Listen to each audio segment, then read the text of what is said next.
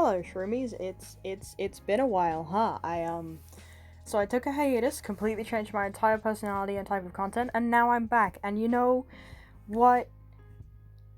That's fine. Nobody watched gacha content. Actually, no, I never made gacha content. Shh. But anyway, today I have something that has caused me so much internal rage to talk about.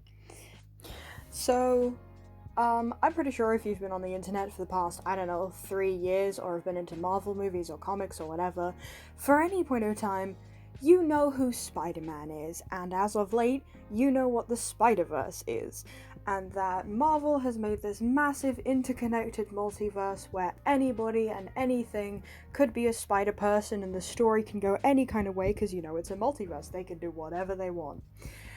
And to come of this was Madam Web.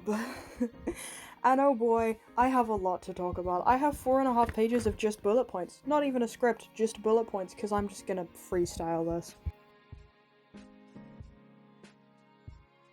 So let's get started with my insane ramblings. If you're gonna listen all the way through, that's great. Leave a comment telling me how bad my microphone is. To steal from James A. Janice, the movie begins with a scientist, research lady in the middle of an Amazonian forest looking for a spider that she believes can cure every illness ever. Immediately, let's punch some holes in that. So you're telling me that the radioactive spider that has been the main focus of every Spider-Man movie up to this point, including the multiverses, is just a type of spider? Like, that's just a normal spider you can find hanging out in the Mediterranean. I mean, okay, this is further emphasis by the fact when she finds the spider, she gets shot by a guy. He'll be important later, I'll get to it. And then a tribe of spider people, with the powers the same as Spider-Man, save her, get a spider to bite her, which then saves her baby, because she was pregnant. Apparently, she didn't look it. I mean, okay, Marvel. It's a multiverse, let's see what you do with this. Maybe you can make this interesting. The guy who betrayed the main lady person is somebody who comes up a lot further in the story, but we'll get to that in a minute.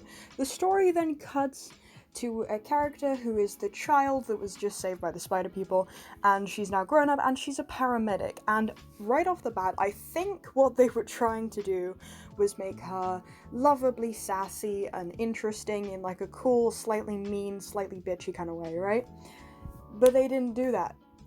They just made her really unlikable. She was grumpy, she was mean, she was spiteful, and the side character, who's called Ben, by the way, Uncle Ben, apparently, just kind of takes harassment from her, and that's their whole thing. We then cut back to the guy who shot her mum in the beginning of the movie. I know lots of jump cuts, which, by the way, were very fast-paced, not very well spaced, and just generally had a terrible flow. It made me feel like I was watching something made on Apple iMovie. But anyway, the guy who shot her mum in the beginning is having a one-night stand and tells this woman about this dream he has over and over again of these 3 spider women killing him when he's a lot older. Now, this is one of about 8 minutes of this entire movie where we actually see the Spider-Women. These characters with designs that are somewhat mid, but I'll give them a pass, that were plastered in every trailer, all over every single piece of advertising media that we see for 8 minutes. Okay then, Marvel. Maybe that was just a misunderstanding with your advertising team, I'll give you that one. This guy has decided that these 3 women, who are at this time, all children, are going to be the death of him, and he is going to cheat fate and use magical powers he got from that spider that he stole from the woman that he shot to track down and kill these 3 girls. And to do this, he hired... Honestly, I don't know what she's supposed to be. She's either a private investigator or an illegal hacker, one or the other, but she's helping him track down these children. But I'm getting ahead of myself here. Our grumpy, unlikable, terribly written main character with dialogue that feels like it was taken out of a Rob Zombie movie, but without the swearing, is then thrown off a bridge and drowns. The movie should have ended there. Honestly, I would have been happy with that. But no, she instead is treated to some absolutely horrendous CGI in which all of the scenes that will be shown through the rest of the movie flash around her in weird black webbing. She's then revived by totally not Uncle Ben, and then scenes start replaying themselves, but she's aware of that. Kind of supposed to be implying a I can see the future kind of thing without trying to do it in visions, but instead making a very jarring kind of response. For example, a couple of scenes later, there is a scene where she gets on a train, and I counted 7 different restarts of that scene, and I'm aware it's supposed to be confusing and disorientating for the character, but it got boring very quickly. These magically badly edited and terribly written restarts that are supposedly seeing the future of what's going to happen before they do happen so they can change them, introduce us to those 3 Spider-Women before they become the Spider-Women, and we have 3 character archetypes. As usual, we have the actually really pretty, generically attractive lady who is wearing glasses, therefore she is a nerd and everybody hates her. We have sassy, rebellious teen in a jean jacket, who's got all of daddy's money, and then we have a character that's just kind of there. She's supposed to be, like, funny, I think. She's not. And these 3 characters are the subject of our main character's restart vision things, apparently.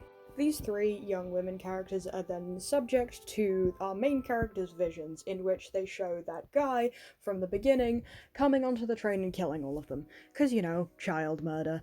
I genuinely don't know what to do with that. But, she then gets up, this sweaty, bedraggled woman who's potentially having a mental breakdown, gets up and yells at all of these girls to get off the train before somebody kills them. When they refuse, she steals one of their property, so they follow her off the train. Love that. When they're on the train platform, the ceiling guy, otherwise known as a badly designed Spider-Man who looks like he's got shit as a suit, is crawling along the ceiling towards them and just genuinely killing a bunch of police officers.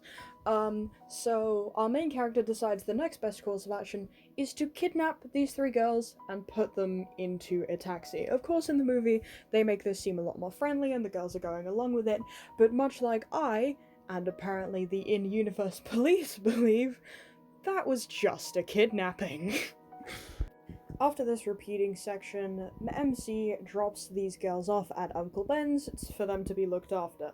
And in this scene, we see MC going home, looking through her mum's, like, books and stuff, and it's the first time in the entire movie we hear her mention she has mommy issues, and that she's angry with her mum. Now this was very important information to make her an at all likeable and empathetic character, which they saved for the last 30 minutes.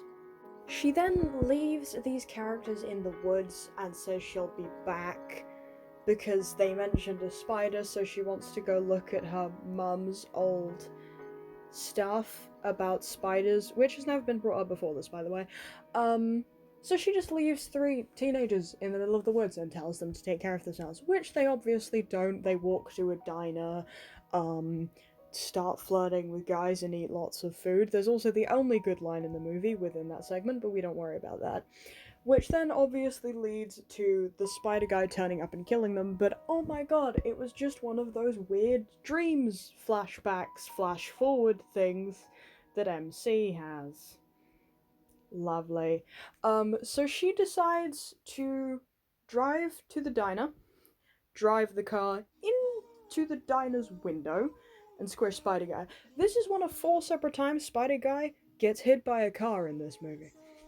The next 40 odd minutes of the movie I'm not going to do a detailed description of, as it is literally just the same formula repeating over and over again. Spider Guy is fine, he gets up and tracks them down to a different place, MC's visions save them, and at some point Uncle Ben gets involved. This happens about 3 separate times before we actually get to the ending of the movie, which is why I don't feel the need to describe it. If you wanted a rundown of the movie, maybe watch the movie.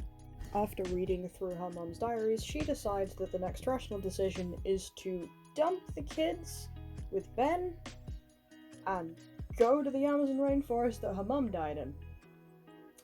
As you do. So she just does that. She leaves the kids with Uncle Ben, who's also trying to look after his sister, who's almost going into labor, and goes to the Amazonian rainforest, in which she has what I would say is like the Kung Fu Panda epiphany moment scene.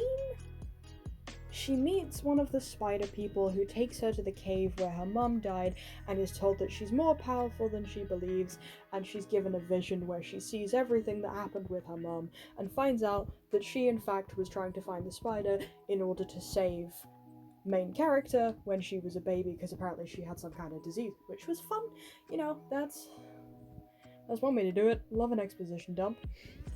Meanwhile, Ben and the three girls are trying to hide out, keep the girls as hidden as possible, right? And then Ben's sister decides this is a great opportunity to go into labor, as all good plot devices do. Chekhov's baby, everyone. He then obviously has to take his sister to the hospital to have the baby, and also has to take the three girls with him, in which they are immediately spotted by weird private investigator hacker lady, and Spider Guy is sent after them, right? In which this is the perfect opportune moment for main character to show back up and hit him with a car again. After this, our main character has another epiphany, flash forward, flash backward thing, where she decides that the best thing to do is to go to another conveniently placed plot device from early in the movie, enter a fireworks factory with the girls, and uses her magical powers to basically, well, first she sets the building on fire, and then she uses it to predict lots of things that are happening in order to help her escape. By the time the scene comes to an end, they are on the top of a roof and all three of the girls are in danger. She's facing off with our spider guy, and he says, "You can't be in three places at once," in which she proceeds to magically become three separate ghosts and be in three places at once. Spider guy then gets crushed by a giant S and dies. And that would be the movie if there wasn't a really cringe scene at the end. The movie ends with our main character recovering from hospital, being blind and immobile, while she's basically adopted these three girls, don't worry about their real parents, that's fine, and is foreseeing the future of them being amazing superheroes alongside her and her weird astral projected form, and there's a really cringy speech. And I think that about does it for the movie recap, because if I have to watch or think through this movie one more time, I'm going to break something.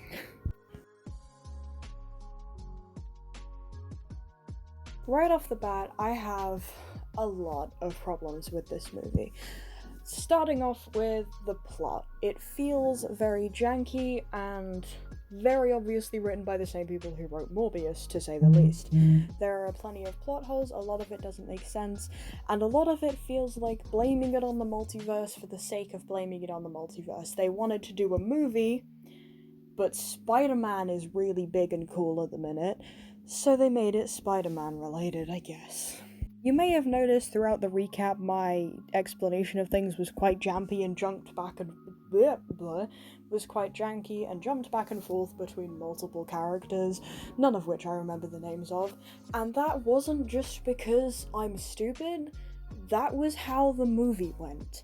The pacing was very uneven, to say the least. We jumped back and forwards between the characters with either pointless scenes or incredibly oversaturated with information scenes, all leading up to that exposition dump at the end, and the weird fight, I suppose. And the characters. My main issues with the main character I've already voiced, her probably trying to be a lovably sassy character, just absolutely did not land because of issues with the writing. She did not feel organic, she felt very stiff, and her supposed character arc, where she becomes a maternal figure, doesn't exist. She's a terrible person up until that expedition dump scene in the Amazon rainforest, and then all of a sudden she's fine again.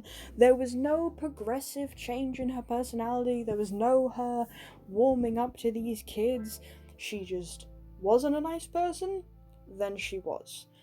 I would not even call that an arc, in all fairness.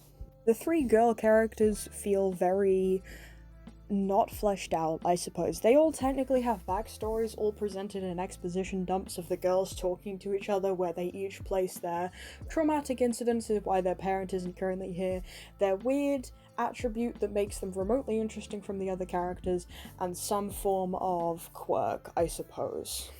I will be honest, these three girls felt like more nothing characters than any character in any Friday the 13th movie to ever exist, and that is saying something.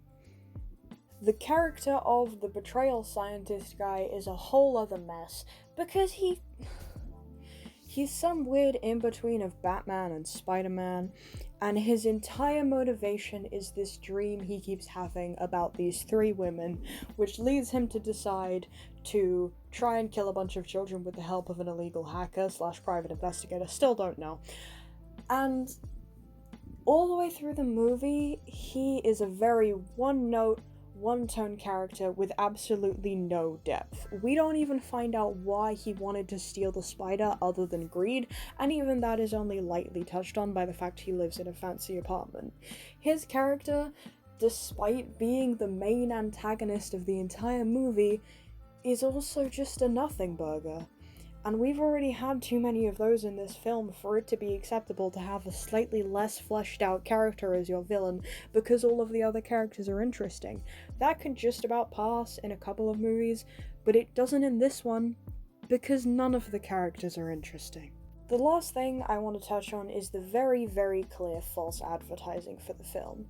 These three Spider-Girls were shown in their glorified CGI suits in every trailer, every piece of advertising material. They were kind of sold to be the main almost attraction of the movie. They're why people wanted to watch. My partner, who's incredibly into comics, wanted to watch this film because he saw that the character designs for the webs were interesting. Their suits were very cool, but that's about it. And I feel like this movie was really, really false advertised.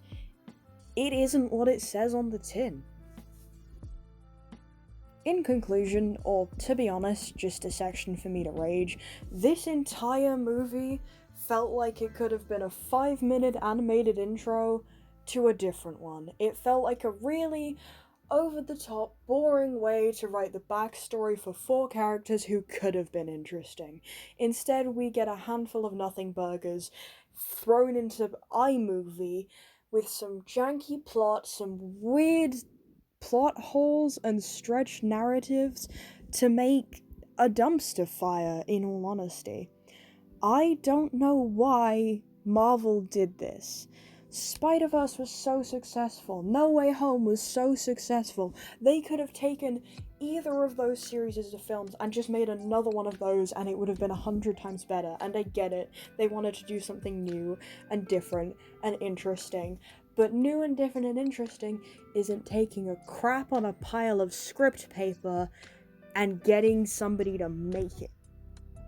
This movie feels like Marvel either shooting itself in the foot or trying to make a cash grab with the word web. I genuinely cannot tell. Furthermore, I run a Discord server and I asked some people in that server whether they've heard of the movie, and the 3 people that had thought it was a spoof. Like a spin-off copyright of some other company trying to make a Spider-Man movie. But no, Madam Web is an official Marvel movie. Just let that sink in. We thought Morbius was bad.